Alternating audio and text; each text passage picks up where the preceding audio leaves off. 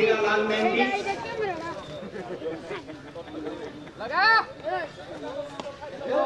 तो देखिए हीरालाल मेहंदी का ये पहला मैक्सिमा हमारे तंबी के ऊपर से स्कोर बोर्ड पे 11 रन।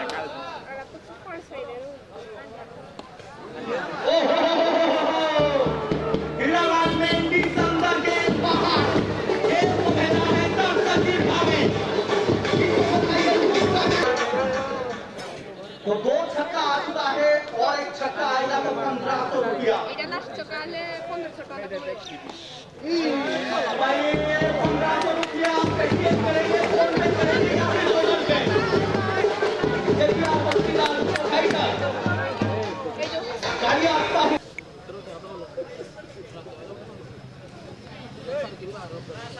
कान्हा टेंट हाउस देगा, अभी तक पहुंचा नहीं हमारा सामान।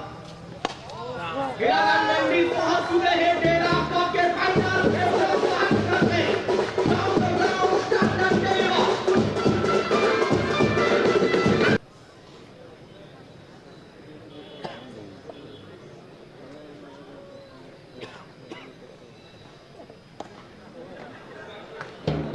और एक बेहतरीन